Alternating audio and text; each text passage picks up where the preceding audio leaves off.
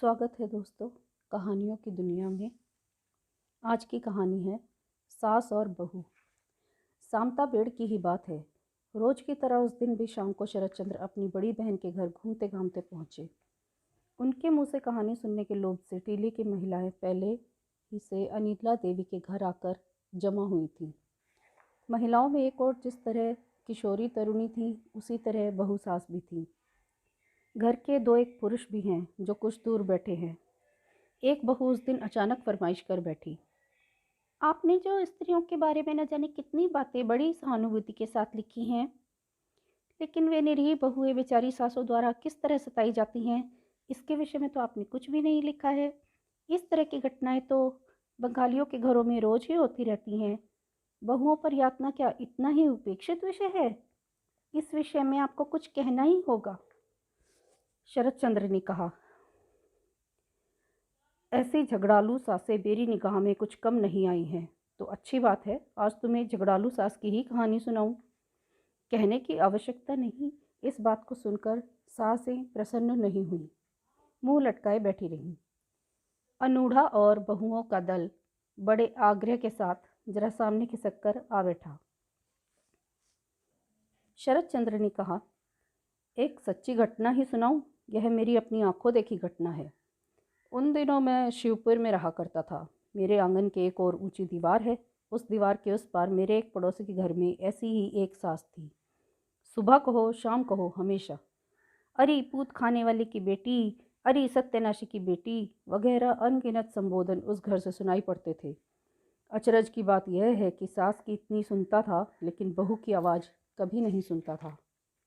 कभी कभी बैठा सोचा करता, ओह ऐसी गऊ बहू को कहीं कोई इस तरह गालियाँ देता है। बहू का पति भी कैसा आदमी है, माँ को कभी मना भी नहीं करता।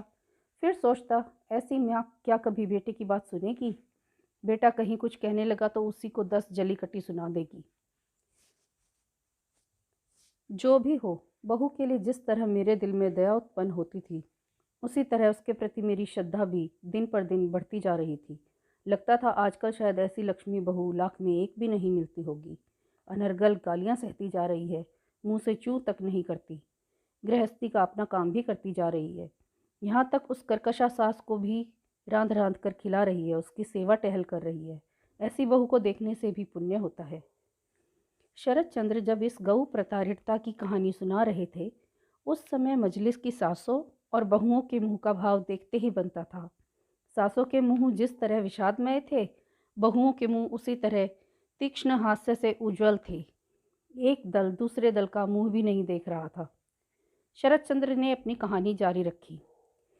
एक दिन की बात है, अभी पौ फटने ही वाली थी। मैं आंगन में चहलकदमी कर रहा था। उसी समय पड़ोस के उस मकान की उस सास का गला खनखना उठा, अरे सत्यानाशनी की बेटी, अरे बेटी खाने वाली की बेटी वगैरह। तबीयत भिन्ना उठी। सवेरे उठते ही चरखा चला दिया, फिर अकारण वही गाली गलौज। उस दिन उन्हें देखने के लिए मुझे बड़ा कुतूहल हुआ, इसलिए चारदीवारी की ओर चढ़कर कुछ ईंटें एक पर एक रखकर उस पर खड़ा हो उस मकान की ओर मुंह बढ़ाया। मुंह बढ़ाकर जो कुछ देखा, उससे मेरी इतने दिनों की सारी धारणाएं क्षण भर में काफुर हो गईं। देखा, घर में तब तक शायद कोई नहीं उठा था। केवल सास और बहू बगल में झाड़ू लगा रही हैं। वह मुंह से कुछ नहीं कह रही है सही में, लेकिन बीच बीच में सास की ओर झाड़ू तानकर हाथ मुंह और आंखों के इशारे से उसे अच्छी तरह झाड़ू से बुखार उतार लेने की धमकियां दे रही है। कितनी तरह से, कितनी भंगिमा से वह धमका रही है, उसका बखान मैं क्या करूं। सास क्या करती, रह रहकर आग बबूला हो रही है। शरद चंद्र की कहानी खत्म हुई। मजलिस में जितनी बहुएं थीं, उनका चेहरा स्याह हो गया और सासों ने हंसते हुए पान की गिलौरियां मुंह में डाली।